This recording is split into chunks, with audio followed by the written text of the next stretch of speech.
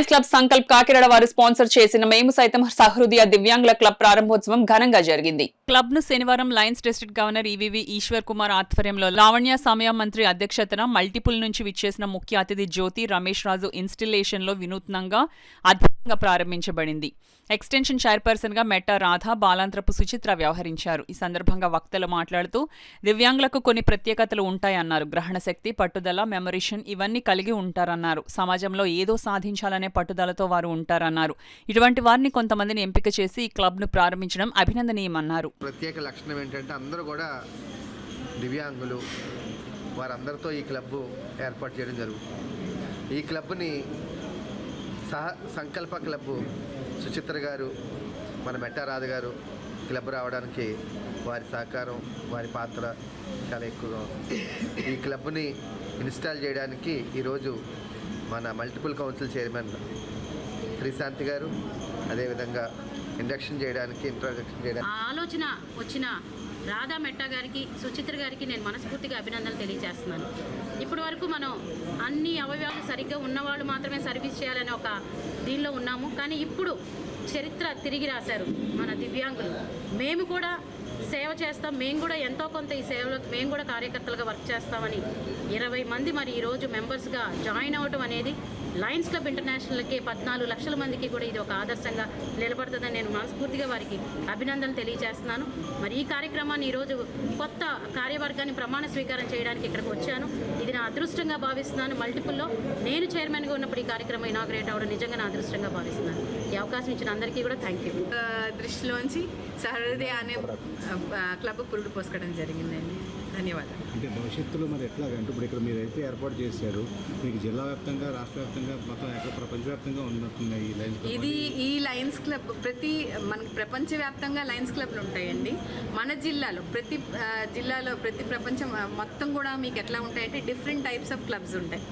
ఇక్కడ మన జిల్లాలో 65 క్లబ్స్, ఇవాళ ఇది 25వ క్లబ్. సో ఈ క్లబ్ని మేము 2-3 సంవత్సరాలు కూడా ఉంటాం. ఏ క్లబ్ మేము స్టార్ట్ చేసినా సరే విల్ బీ బిహైండ్ దెమ్. అది లైన్లో వచ్చి వాళ్ళంతటా వాళ్ళు సర్వీస్ చేసుకోగలిగిన లాగా మేము కంప్లీట్ సపోర్ట్ చేస్తామండి. వాళ్ళతో కూడా వాళ్ళ ప్రోగ్రామ్స్కి వెళ్ళటం కానీ, వాళ్ళని మాతో కూడా తీసుకువెళ్ళటం కానీ చేసి వాళ్ళని లైనిజంలోకి కంప్లీట్గా ఇండక్ట్ చేయడం జరుగుతుంది. ఏకైక క్లబ్గా ఈరోజు దివ్యాంగ క్లబ్ రావడం అనేది అంటే లైనిజానికి ఒక ప్రెస్టీజియస్గా ఉంటూ దీన్నే స్ఫూర్తిగా తీసుకుని అనేక మందిని ముందుకు నడిపించడానికి ఇది ఒక వేదికగా ఉంటుందని చెప్పి తెలియజేస్తూ మరొక్కసారి ప్రతి సభ్యునికి కూడా అంటే సంకల్ప వారికి హృదయపూర్వక ధన్యవాదాలు. అట్లాగే అంత హుషారుగా ముందుకు వచ్చిన ఆ సహృదయ సభ్యులందరికీ కూడా అంటే మా తరఫున హృదయపూర్వక అభినందనలు తెలియజేస్తూ దానికి సహకరిస్తున్న మీ పత్రిక యాజమాన్య వారికి, అలాగే ఎలక్ట్రానిక్ మీడియా వారికి కూడా అయితే ప్రత్యేక కృతజ్ఞతలు తెలియజేస్తాం. ఇట్లాంటి విషయాలను మీరు బాగా పబ్లిసిటీ చేస్తే నేటి యువత వాళ్ళు మానసికంగా చాలామంది వైకల్యంలో ఉన్నారు, భౌతికంగా ఉన్నా సరే మానసిక బాధ్యత మనకి 17% యూత్ అయితే సూసైడ్ చేసుకుంటున్నారు.